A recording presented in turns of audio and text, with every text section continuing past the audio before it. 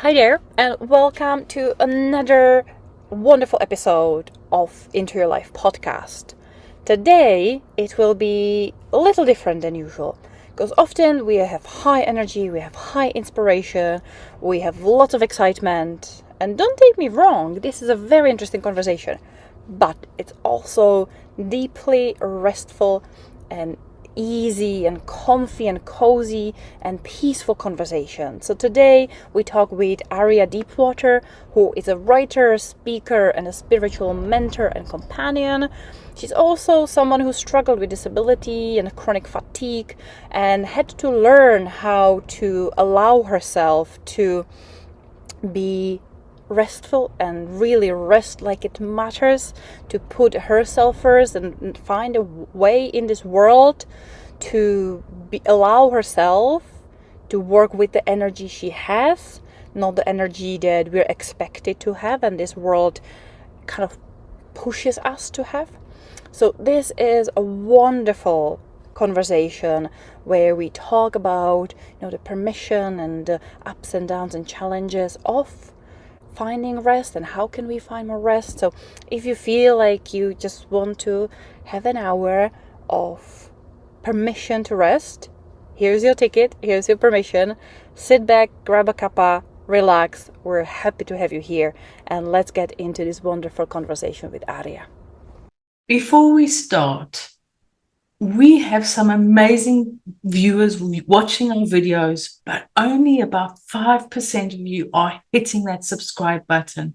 Please do hit that button, because when you subscribe, you tell YouTube and Spotify that you want more of this content and that you enjoy this content. And what will happen is it then gets shared out to a wider audience. So hit the button, like, subscribe, follow, hit those buttons, because we want to reach the world, because we have such beautiful conversations like what we had with Aria today, to be given permission to rest and to have those micro rests. So come on, subscribe. Hi Aria, welcome to the podcast. How are you? I'm great. Thank you so much for having me. I'm so happy to be here. How are We're you doing today? so excited to have you here, so Oh, excited good. for this conversation. So, give us and our listeners a little bit of an introduction to who you are, what you do, and kind of a hint on, maybe what will today's conversation uh, have in store for us. Well, I am a disabled, queer, faithfully middle-aged person. I use she, they pronouns, and I am a writer and a speaker and a spiritual guide or companion, support coach, if you will. Coach is not quite the right word for it, but a lot of people kind of understand it a bit better. So I do offer some private sessions as well. I live very creatively within my disability and my queerness, and my whole life, actually. I've rooted deeply into authenticity from a very young age. And so I've really worked on living the most honest and best version of the truth that I can live and offer. And always been one of those little spiritual misfits that was deeply mystical and spiritual as a kid, but didn't really have a religious background. So seeking that path and trying to find my way, and then offering help out to others. And I've got a speculative novella coming out this year. So the Descent, and it won an award a couple of years ago. And as part of that award, it's being published. It's available now for pre-order. So that's kind of an exciting piece that's happening. And I work on other forms of speculative or somewhat fantasy sci-fi writing, and really try to incorporate disability and queerness into that for the sake of visibility, and just help people where I can, and do a lot of resting, because I am a disabled person. I can't work that much. So I have a great deal of restful space, both by design and necessity, in my life. And I really do believe in kind of breaking up with the modern world and helping people who do that, and finding other people who want to do that, and making community out of that.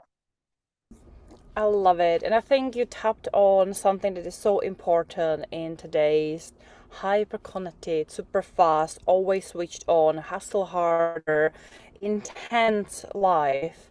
not only for people with disabilities, especially for people with disabilities, but for anyone out there, finding the slowness and allowing ourselves the deep rest and allowing ourselves the nourishing time for our body, mind, and soul. I would love to have a chat a little bit about this. It can come from a perspective of you having a disability, but also your experience with people with or without disabilities.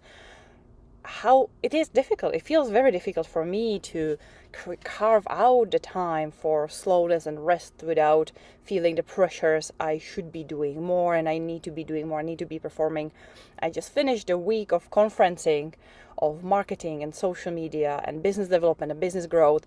And lots of the messages of like, how do you build a 7-figure business and how do you accomplish these incredible goals? And I'm like, I don't wanna. I'm sorry. I'm like, it sounds cool. I don't wanna. Like, where is the advice for having a minimal viable business that really allows you to have a wonderful life, but not reaching any of these, incredible achievements, accomplishments, and goals and growth, and leading this life of. I think for me, big part of it was this.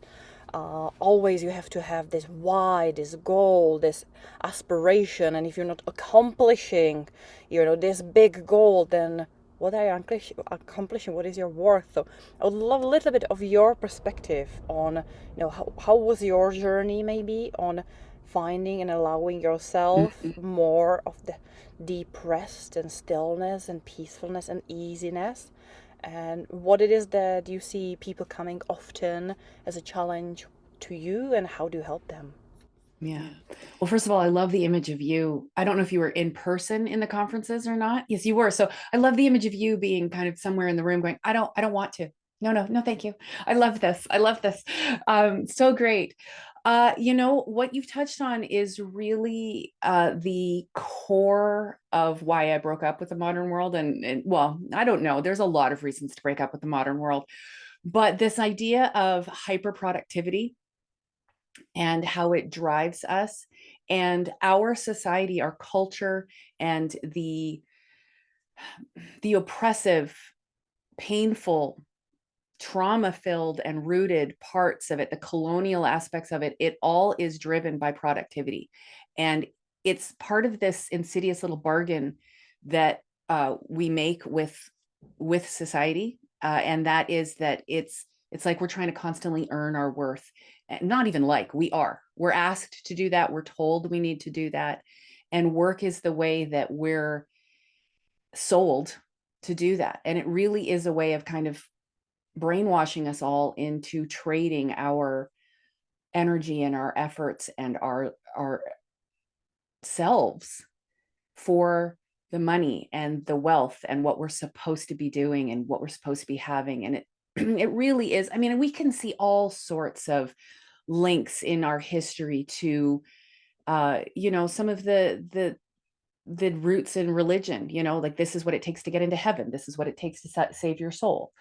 And none of it, it's all made up. It's all stuff we've all agreed to believe in, and we've made those mass agreements, and then other people have been inscripted and oppressed into supporting it, and we're all a part of this system. And so questioning ourselves and why we're doing things, but on a real level, not the big motivational why, but the deep sort of ethical, moral, spiritual why.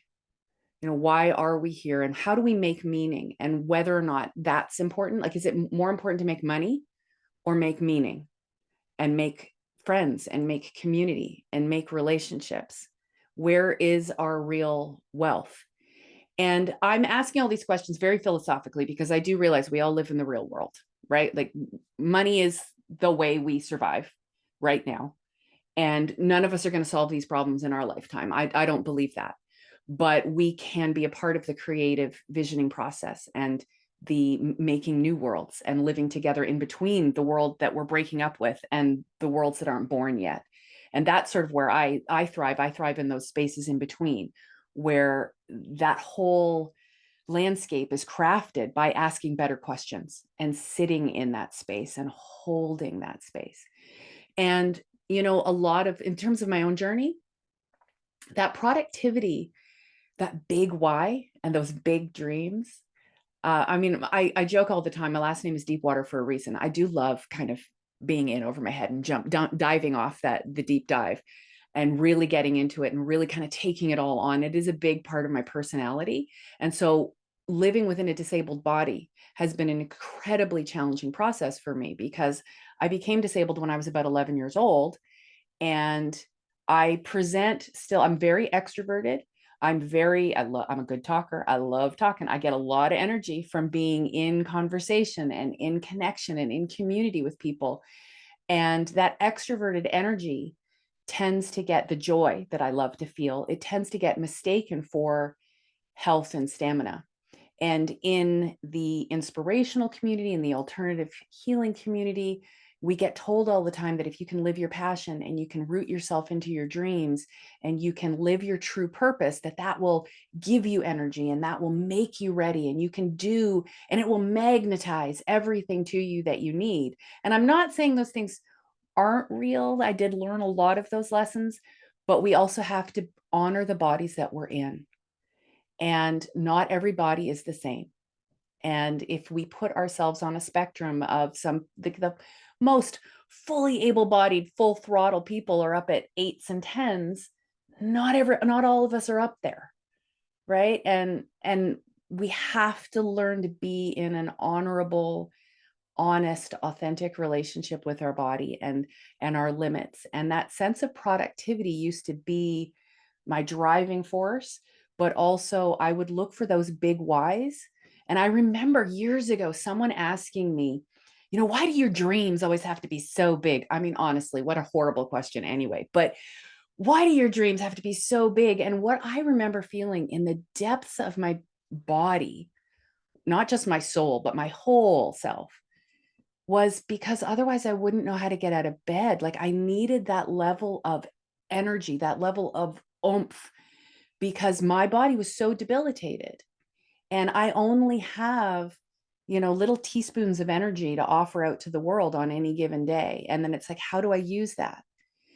And going through, my adolescence and my young adulthood and finding inspirational spirituality and really trying to live authentically and with purpose, I would then begin to kind of harness the power of those teaspoons. Well, if the entire universe lives in a single drop or a single atom of our being, then you know what, in that tiny teaspoon, if that's all I've got, the whole universe lives in that tiny teaspoon. So what can I do with that? I don't have to limit myself. But my body is limited and there's no way to get around that.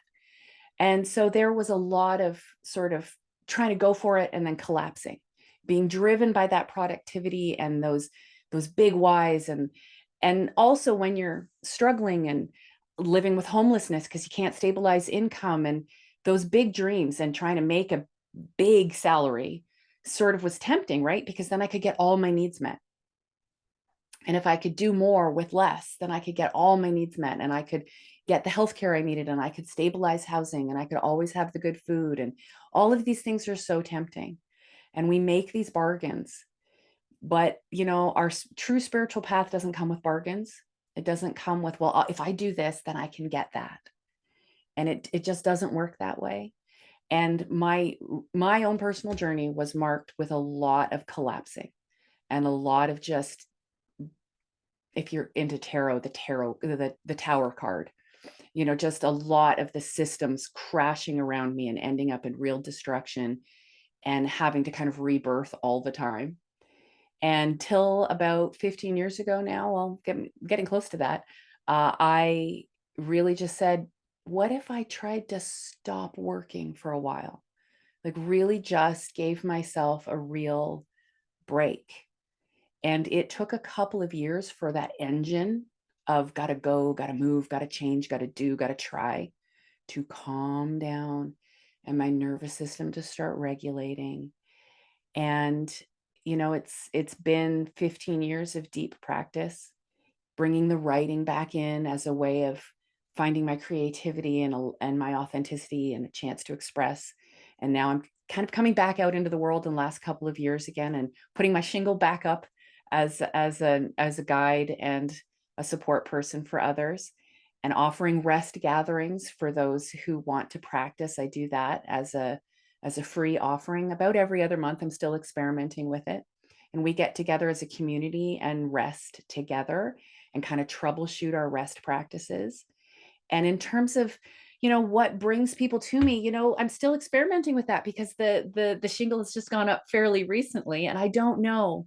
I think people have historically always brought a question of sort of authenticity and how do I live my real life and where am I finding meaning? These are questions that drive me, and they're questions that have always brought people to me. And in the past, I think I worked a lot with people who were looking for their purpose.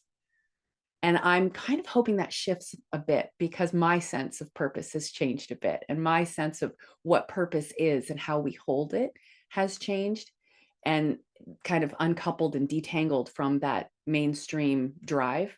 So I'm really hoping people can come and find a soft place to really ask the deeper questions and learn how to ask questions and how to hold them and feel encouraged and feel supported. And we can kind of craft something spiritual, really build a spiritual relationship with whatever anyone's navigating, and how to find that more peacefully and softly. Wow, that's all I can say is wow. It very much is what Lenka and I are. One of the reasons why we do this podcast, because the name is More Life in One's Life, and it's not about those big massive dreams and the 7-figure incomes and 8-figure incomes and the bigger house and the posher car. It is, I think people are more and more starting or wanting to reconnect with themselves. And this is what we're finding with our guests like yourself, is that reconnection to, hang on a minute, who am I? I don't want a 7-figure income. I don't want to be in that rat race. For the past 100 odd years, or since the Industrial Revolution, or whenever it was, this constant drive and this productivity, you've got to be at work for 8 hours and achieve X, Y, and Z. And if you haven't, then you've got to do that plus your other X, Y, and Z for tomorrow. And by the end of the week, have you ticked all those boxes? And have you done that and achieved that and watch those numbers and, aim for that? And why haven't you succeeded at, all these goals that we are essentially given or programmed to. If you don't achieve them, you're not successful. How can you be a successful person if you want to grow a garden and grow herbs and just commune with nature and sell your herbs or essence? That's not successful. Where's your big house? Where's your fancy car? What's the numbers behind everything? And I think this is something that we are coming back more and more. I mean, especially myself and Lenka, the slowing down, the connecting with nature, or connecting with who are we, and who I am is not the same as who you are, Aria, or who Lenka is. We three totally and utterly different people. We have different bodies, different needs, different perspectives, different experiences. And I think this is so important to bring that back, is we are not the 8 to 5, Monday to Friday automaton that we've been brought up to achieve. I mean, we go to school and we at school, what, 9 till 3 or 8 till 3 or whatever the hours are, and it's the homework and it's this because you need this in order to go to university, and from there to get that job. And if you don't do it, you don't succeed, and therefore you're not a successful human. And it's like, hang on a minute. No, that's not who I am. It doesn't mean that there isn't somebody out there who thrives in that. And good on them, and I'm happy for them, and brilliant as long as they are looking after themselves while they're doing it. That's fantastic, but that's not for me. And I think this is something that Lenka and I often talk about, and we talk about with our guests, is bringing back self. who am I? Peel away those layers of the shouldings and, the shoulding all over yourself. And I should do this and I should be that and I should succeed at that. And who am I beyond that? Who am I with my foibles, my uniqueness, my skills, my things that I really am not good at, but this is what I'm really good at? How can I incorporate all of that and connect to myself? And I also love how you brought in the spiritual journey as well, because this is something that we also noticing a lot is with the slowing down and finding who am I. It's also, what spiritual journey do I need to go on or want to look at or embrace? And it doesn't have to be deep down spiritual, can just be touching on the edges, just something, whether it's sitting by a waterfall and just listening to the water flowing. That in itself is a spiritual journey. If we can stop the temptation of, I've got to take my phone out, take a photo and a selfie and look where I am. But just sitting there, or it can be real deep dive and meditating and whatever else, the tarot, you mentioned tarot, really starting to get into tarot reading, or is it about crystals, or is it about herbs, or whatever it is it shamanic, is it deep breathing? It doesn't matter what it is, but it's finding your connection, because if you look in our history, we are connected to the earth and we are designed to be slow. We're designed to live with nature. We designed when it's pitch dark at 3:00 in the afternoon and it's snowing and it's raining and it's freezing cold is not the time to go rushing about like a maniac and tick off all those boxes. But yet when it's beautiful and sunny and we've got that energy, yes, let's go tick some of those boxes. Let's be more active. Let's find what can we do, whether it's being creative or whatever it is, but allow our bodies to have that cycle. As women, we have these monthly cycles that you get, you're like, whoa, I'm so busy. Oh, whoa, I can do anything. And then, a couple of days later, it's like, hell, don't even talk to me. Don't even look at me. I'm got nothing. Just leave me alone. I want my tub of ice cream. I want to sit underneath a blanket. I want to just be quiet and just stay away from me. I don't have the energy to do all that stuff that I did last week. And that's okay. And I think this is so important that we as humans start to embrace that slowness, start to embrace those moments of, it ain't happening. You can stand over me all you want. It just ain't gonna work. And I think that's important. But the advantage of those who are self-employed can work with it. But if you're employed and you have to, be that little productivity automaton that they're requiring, it can be really challenging to find those moments of creativity or to find those moments of quiet, of space. So with that is, how would you suggest that our listeners who most probably have to, be that active, and how can they find that slow? Because as you said, it's not always a possibility to just, I'm just going to quit this job because it's not doing anything. People have responsibilities or whatever it is, and maybe they enjoy their job. Not everybody hates their job. Some people do enjoy their jobs. I've met a few and I'm like, yeah, liar, but okay, if you say so.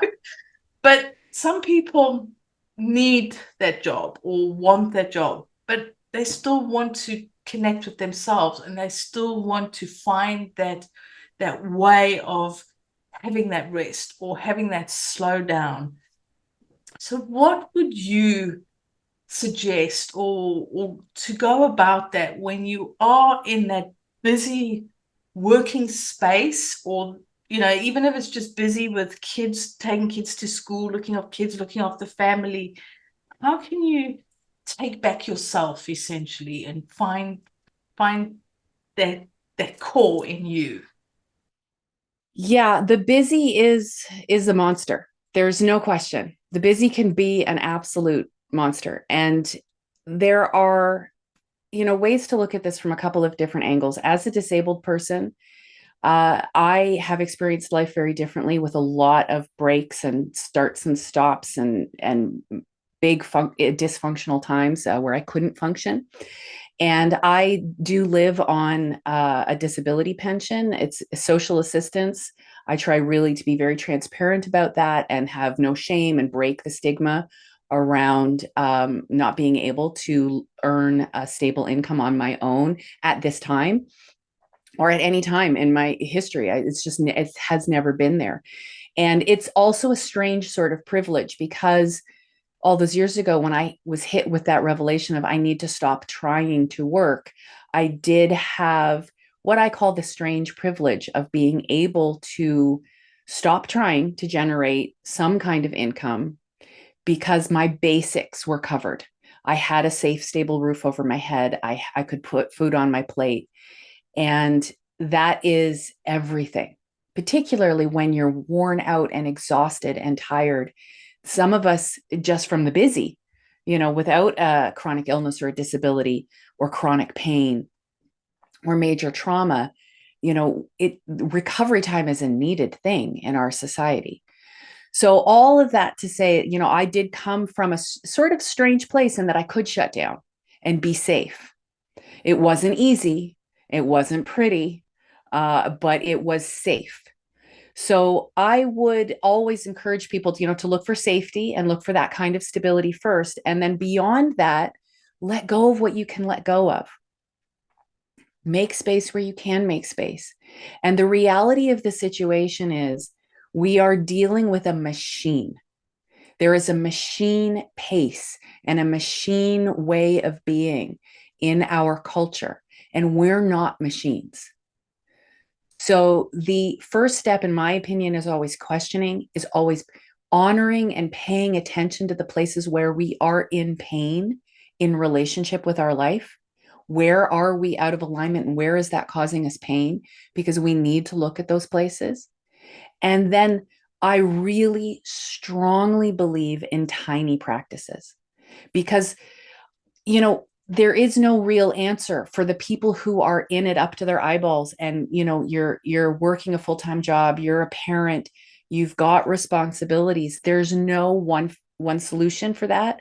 There's no big way to create those changes. So it's about relying on small, tiny practices. And that is including, as you said, Natalie, the 5 minutes with the waterfall, right?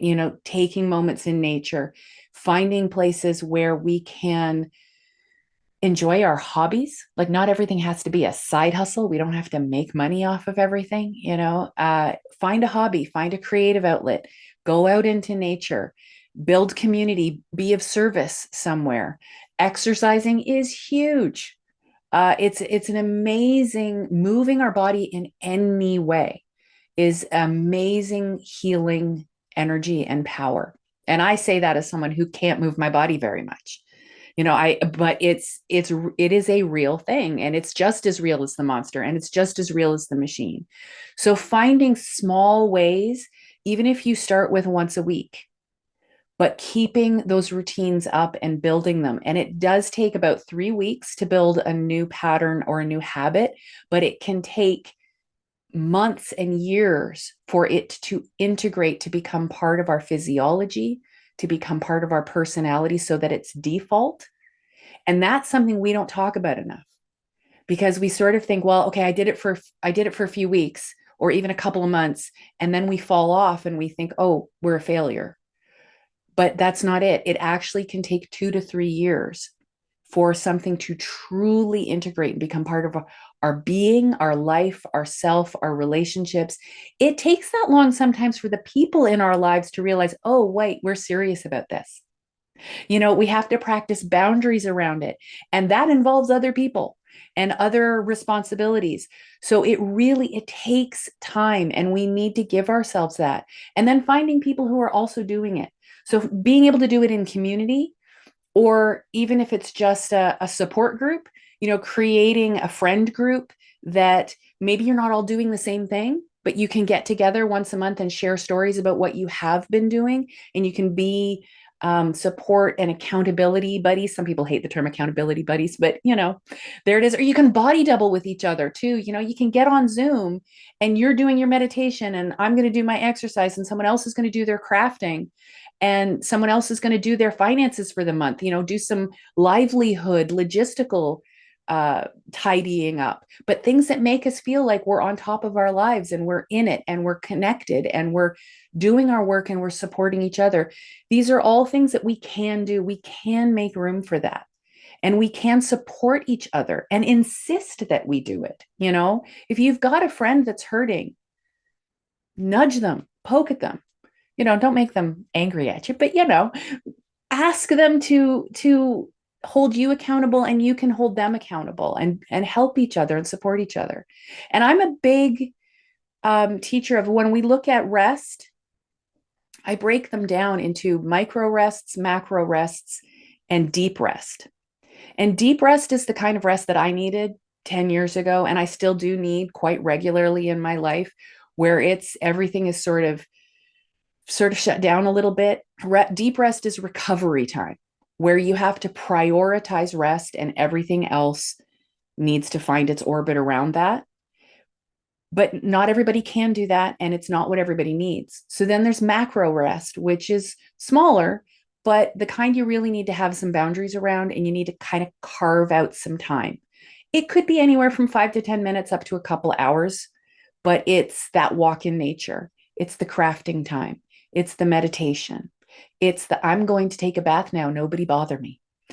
It's the time you spend with that nourishing time you spend with a friend, where there's nobody else in the world, and it's just you and that friend, and you're sharing truth and real life with each other and just holding space. It's those times. And then there's micro rest. And that's what I kind of like to, it can take anything up to 3 minutes. It's that little moment when you're doing the dishes and you're feeling the hot water in your hands, and you're going, well, actually, that feels kind of nice. And you just take a breath. It's the tiny moment between meetings where you can put your hand on your chest and say, I'm here. And you can just feel the space and the air around you and just be in that space. Micro rests are great if you go to the bathroom. There's a social covenant that nobody bothers you when you're in the bathroom. I mean, most of the time. Depends on if you have little kids or a dog that likes to try to come and follow you everywhere you go. But generally speaking, you can excuse yourself. You can be at a busy party, in a business meeting, at a family gathering. You can say, I need to go to go into the bathroom, close the door. You're in there for a few minutes. You can gather yourself and be with yourself and just be quiet and restful for those few minutes. And that's a micro rest. And if we can develop practices of micro resting through the day, kind of plant them as seeds, the amazing thing about rest and stillness is that it's alchemical. You can plant those little seeds, but they start connecting and building networks, and then they grow and they call you to them, and they feel that sense in your body. They take up a space. They have a presence. Rest has a real presence. And if we can make space for it in our life, that space becomes nurturing, and then it grows and creates nurturance in other places. So that's where I start with people who are busy. But I feel the busy. I hear the busy. I acknowledge and honor the busy. And the busy is part of our limitations too. If you're working 2 jobs to make ends meet and you've got kids, that's real. And I don't ever want to diminish it. And I don't ever want to sound offhanded and say, oh, well, you can quit some things or drop some things out of your schedule. Figure it out. That's not kindness, and that's just another way of heaping chores onto our productivity, right? Like it's just adding to the pile. And I don't believe in doing that to each other or to myself. So I just look for the tiny moments. And if that means sitting with someone for a few sessions or with a friend even, and saying, okay, I get it. You can't take time, and honoring that, even that can be restful, because that's the grief work, right? That's the truth. That's the authenticity and being an authentic witness to our own lives and feeling it.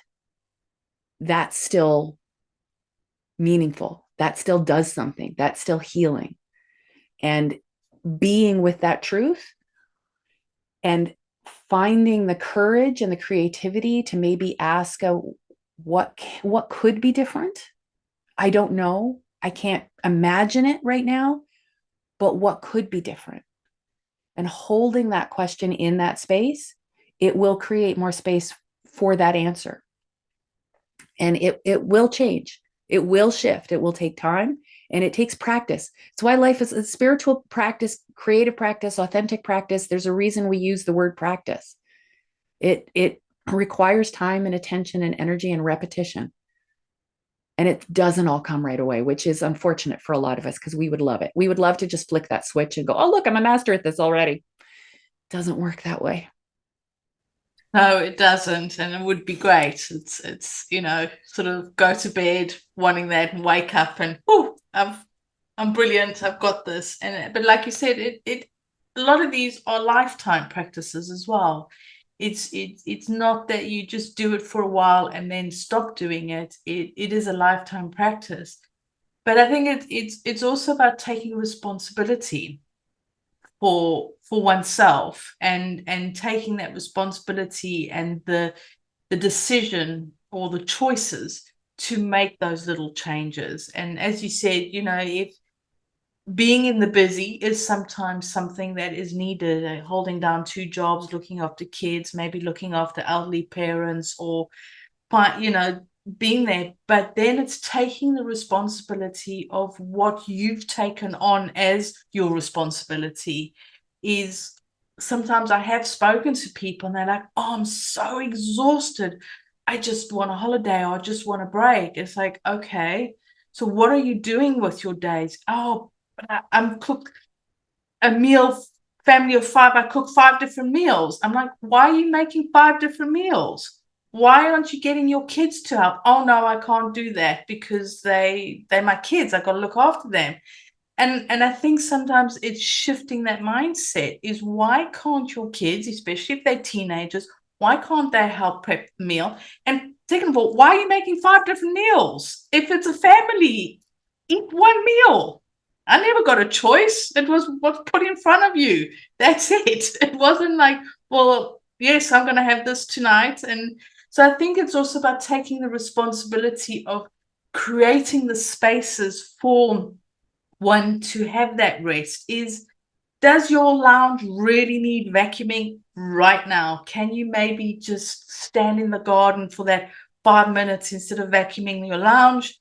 Go stand in the garden, or go for a little walk around your neighborhood, or just sit quietly on the couch, or whatever it is. So it's taking that responsibility, seeing where are you busy, what can you change, and what really has to be the busy.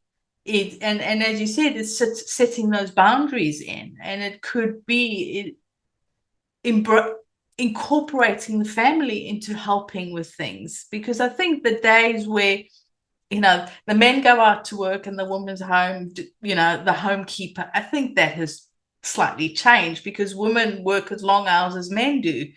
So get the man to vacuum, or just find ways, or have your kids help you, or just say to them, right, today I'm not going to have this absolutely immaculate house. I'm not going to do this. Or, right, it's one meal tonight. If you don't like it, tough luck. You'll get breakfast in the morning. Tough luck. It's a good thing. But I think it's taking that responsibility on yourself. And instead of saying, well, it's their fault, I'm busy, it's my kids' fault because they're picky eaters. It's my husband's fault because he comes home from work and just sits on the couch and watches TV and does nothing. It's my boss's fault. It's my family's fault. You know, we can blame everybody and anything. We can blame the traffic. We can blame the train. We can blame the weather. We can blame. But at the end of the day, it's us. We make that choice. I cannot make anybody do something, but I can make myself do something. And then it's up to me to say, well, no, that ain't going to happen today. Go have a sandwich. I'm going for a walk or something. So even in the hugely busy and there's a lot of busy being busy. So it's not necessarily stuff that is needed to be done. It's stuff that we've chosen to do on top of, and that's creating that busyness. So it is about making those choices and saying, I make the choice and the decision to change something. What can I change? And do I absolutely have to be doing this whole list of chores that I've got in front of me right now? Or can I take that out and just go and paint or draw or write or be creative or go for a walk or take a bath, you know, do something. And it's creating those changes. And I'm sure sorry for those who've got kids and you feed them different meals. And I'm thinking of somebody in my life who does this. So this is a real example. But it's like, well, tough. You know, you're not going to starve. Go make your own food. And I think it's good. If children learn how to cook and how to prepare food and are part of it, it then can also become a family thing. It can become less of a chore, but actually more of a connection. And we've had somebody who's, you know, on our podcast talking about creating food. So bring the family in with you so that you don't have the million of things to do, but you can also then maybe grow or have that conversation with your children, with your partner, and have that connection, which might then help with the rest. Because rest is not necessarily just sitting on your behind doing nothing, but rest is doing something that maybe brings a bit more joy in, or is more relaxing, or has more fun to it. And it's just really sitting down and thinking, okay, this is what I do throughout a day. Where can I put those little micro rests in without always having to run off to the loo all the time, but just creating it so that you start to build it into your life. And I think once you start to build it into your life, you start to realize, why was I vacuuming the house on a daily basis when I don't have to? You know, why am I prepping 5 meals when I can prep 1 meal, which takes less time, less stress, less pressure? Why not get the husband or the partner or the kids or whatever, right, it's Thursday. You're cooking the meal. I'm going for a bath. I'm going for a walk. You do it. And please don't damage the kitchen, you know. But the thing is, it's bringing your family or your connections in with you if you can. I'm not saying that families will always help out and do it, but I think it's taking that responsibility and saying, this is the choice I want to make for myself because I'm needing to reconnect to who I am. Let me see how I can do it in those little steps. Is that all making sense? It makes so much sense. And, you know, I was thinking, you know, as a Gen Xer, growing up in the 70s and the 80s, and then hitting my adulthood in the 90s, I think my generation has seen an interesting shift in, particularly if you grew up in a middle-class family like I did. I had that privilege. And, you know, I've watched the world get busier and busier and busier and more distracted. And, you know, with And it's funny because we think about how when I was growing up, it was the TV was going to ruin all of us. And now it's, computers and the tablets and the phones and the what. But there is something to be said for how we are guinea pigging ourselves. We are experimenting with ourselves as a culture with all the online busyness and the distractibility with that. And it really is changing the way our brains work. It changes the way our attention functions and attention is one of the most precious, I don't like to say commodities, but really, we have commodified it in our lives, but it's one of the most precious aspects and energies in our lives. And we tend to squander it, and unknowingly, like this isn't something we all kind of agreed to consciously do. We've sort of found ourselves here, and we're dealing and living with the consequences. And I did not have the capacity to have a family in my life experience, but my friends have, my other family members have, and I've watched how the family has become so much more busy, so much more over programmed, or just highly programmed. And everybody's going in a million different directions all of the time. And we really do, I think there's a sort of a reclamation project facing all of us as a culture. And we as I said in my last set of comments, I think we're responsible to each other for that, and not just to ourselves. As a community, we have to claim it for the person who's not feeling like they can claim it for themselves. Make space for them so that when they're ready, they can come into that and find their way to it. I really do believe that rest does come in a lot of different forms. I love the way you said that, Natalie. It's not just being quiet and still and shutting things off. In fact, I really do break rest down into anything, any activity that is not based in excitement or zoning out and numbing. If you're not just escaping, numbing, shutting off because you're overwhelmed, that's actually a form of neurological or nervous system shutdown. So that's not rest. It might be the immediate thing you need to do, but it's not really a rest practice. So numbing or shutting down, or that overexcitement, adrenaline energy, that's not rest either. But there are universes in between those two places, and we can access them at any time. Learning to step into those worlds and have it for a second or two and then come back. Those are radical choices. And we are kind of activists every time we do it. It's not creating massive social change and getting out onto the streets, but there's power in it.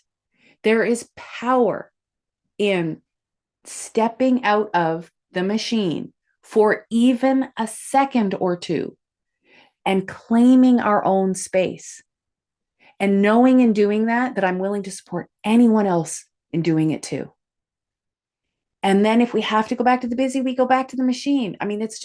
It's where we are as a species right now. And this is the transition that we're in. And being able to hold a vision of a time and a space and worlds where we have more choice and we have more agency in how we spend our time and invest our time and share our time and grow our time and play with our time. This is the future. It's coming. We're not going to see it fully. Like I said before, I don't believe that we're going to see it fully in our lifetime, but I believe really wholeheartedly that for those of us who feel the need to change within our culture, and particularly for the spiritual types and the creative types and the ones who really want to go off living an authentic life, it's so important for us to realize that it's part of our purpose to break with that machine every time we can and encourage others to do it. And this is our form of radical change. It is radical. There's no question about it. We're being rebels every single time. we say no to that. And, it's something from the position of being disabled. It's always a bit of a tricky fine line to walk when you start getting into what you're grateful for when you're disabled and chronically ill. I think it's a beautiful thing to do, but it's a conversation I really like to take care with, because it's been co-opted by the improve, triumph, get over, transcend language. And I don't like to go into that, but I do believe that part of the gifts that I have gained from living in the body that I live in is a willingness to question, and a need to question, and the beauty of questioning, and just the whole not vacuuming. I can tell you, I was reading kind of heal your life books with illness, like how to live with chronic illness, and how to, some of them were how to get better books, but in that vein, I was reading books back in like the early 90s that were saying, don't worry about vacuuming. This is when you're disabled or chronically ill or live with chronic pain, or you're healing from trauma, the ability to be able to say, yeah, that's not important enough to do that right now. That is a skill, and it's a gift that can come in handy when you are feeling a little better and you've got a little bit more energy. That capacity to put boundaries and say what is meaningful and what is truly important, and do the chores when they need to get done. But it's that balance, and it's all about boundary work. Like I think boundaries are going to be the superpower of this transitional time.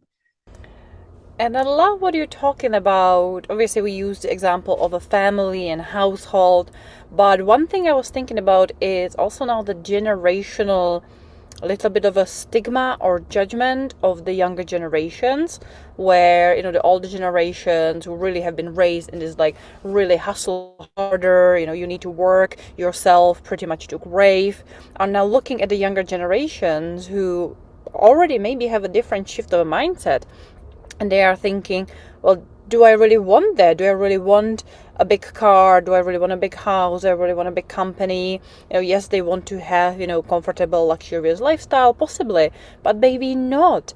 And now seeing often in the workforce, in the corporate world, a little bit of a stigma to like, the Gen Zs and Gen Alpha are lazy because they don't want to be putting on all the effort that, previous generations have put in, because they've seen, like I've seen it with my parents, how you literally work yourself to grave, like how you work yourself to an illness, how you end up, now kind of the millennial goal is to retire early, but in what state you retire? Like you might have the money to not to work, but do you still have the health and well-being and strength and zest for life to actually live? And I think it's important also to have this perspective on the world of, again, not only people with chronic illness and people who've been through trauma, but I hope that these conversations were generationally, yes, we still want people who are willing to put in the effort. And obviously there is a balance between, putting the effort to really prove yourself in a workplace and be willing to do some of the lower assistant job before you build yourself up. You cannot start straight on the top. But also there is now the labels of the perspective of the younger generation just being lazy because they don't have the same goals, they don't have the same aspirations, and they don't want the lives that they've seen their parents and grandparents to have, because they have learned, at least that's been my lesson. Yeah, and we could get into the fact of how much the working environment has changed, because again, I've seen this shift.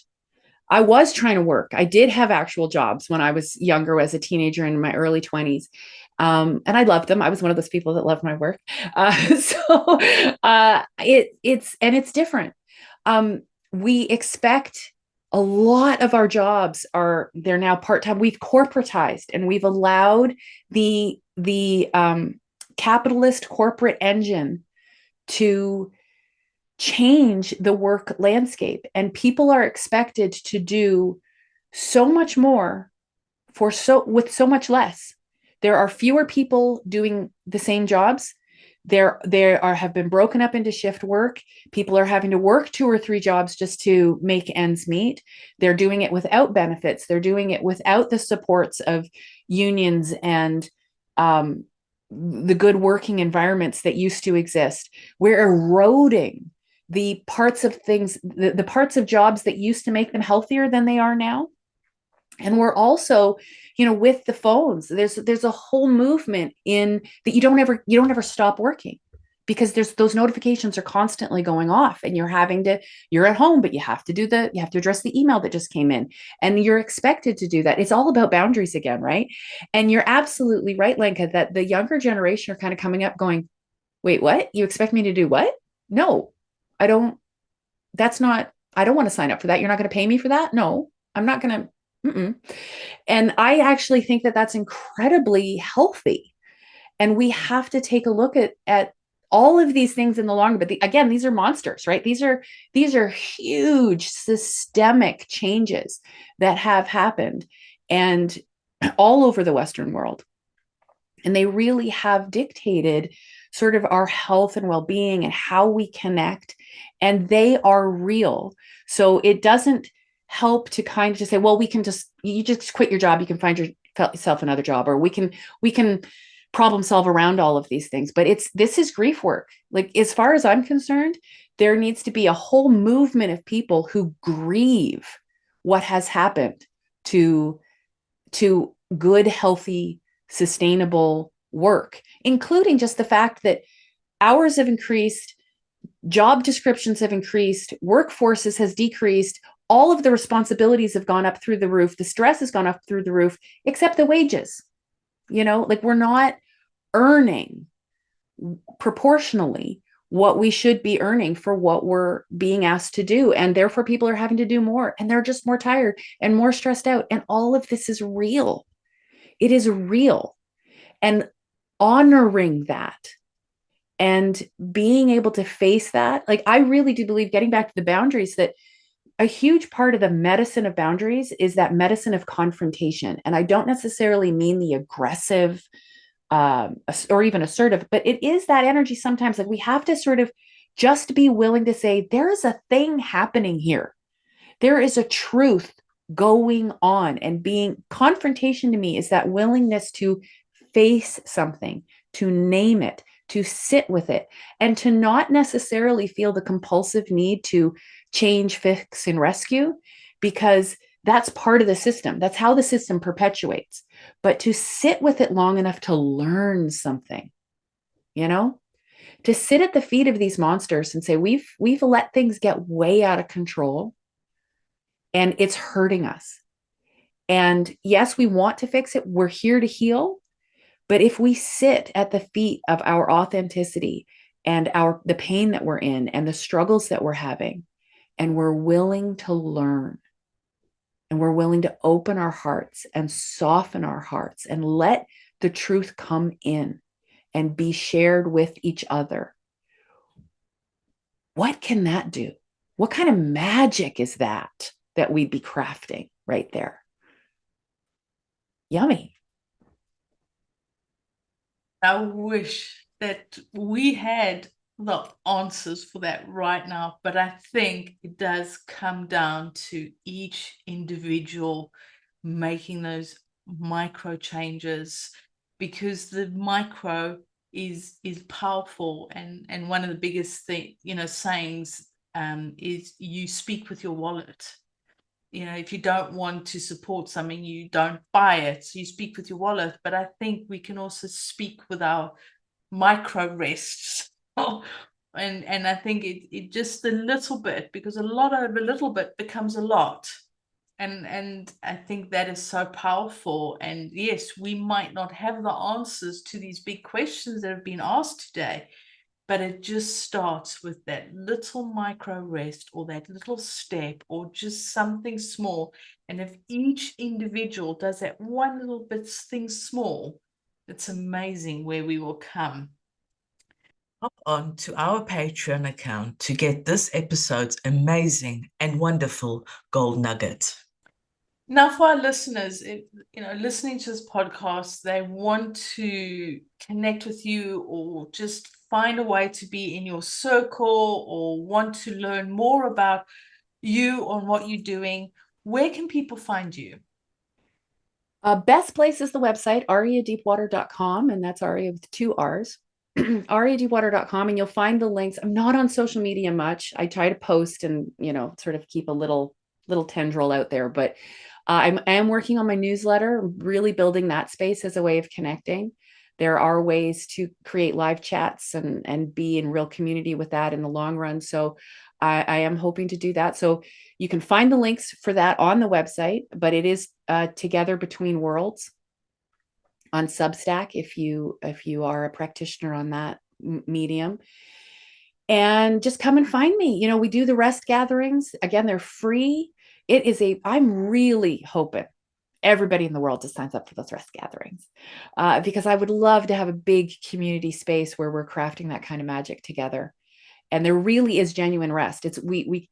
We're together for about an hour. There's a little bit of troubleshooting, a bit of meditation, a bit of intuitive work for the first bit, but there's always a good 20 minutes of genuine, we're resting. We're doing 20 to 30 minutes of resting together as a community and being in that space together. And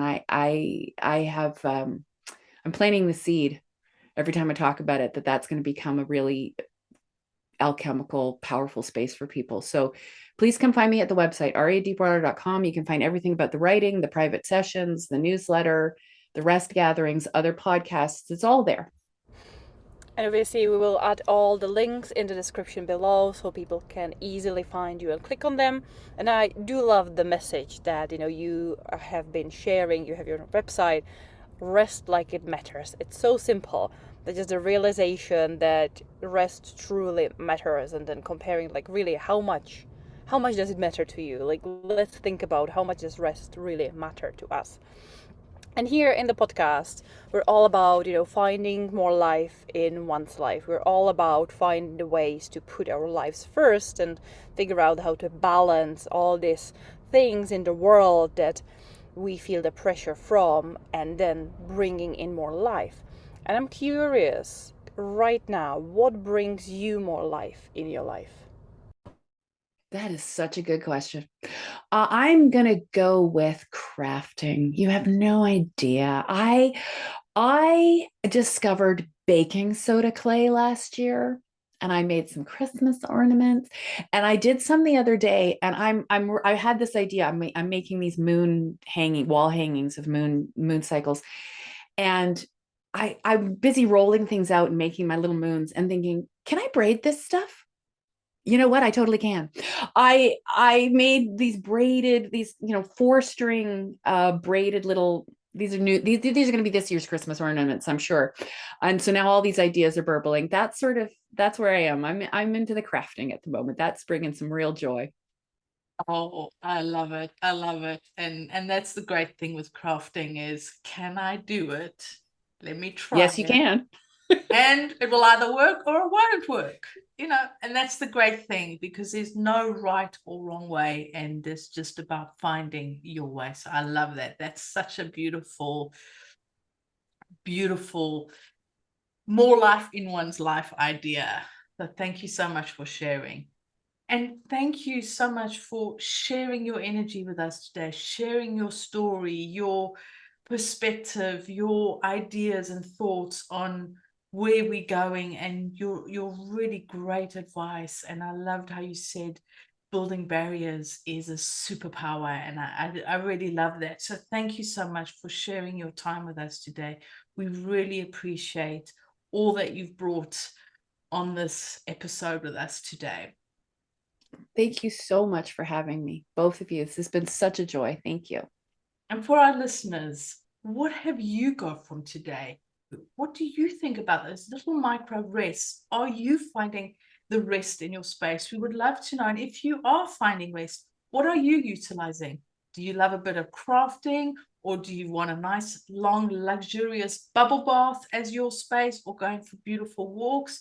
We would love to know what has been your aha moment from listening to Aria's and our conversation today. And until the next time, we'll talk to you soon. Bye. Here is your reminder about our Patreon, where you get all our really beautiful gold nuggets. And today we had a fantastic gold nugget to share. Subscribe to Patreon The link is in the description below. Hop into the Gold Nuggets section to access all our wonderful gold nuggets. There is also a free section where you can access snippets from past episodes, as well as some great content with tips, advice, and beautiful and wonderful wisdom.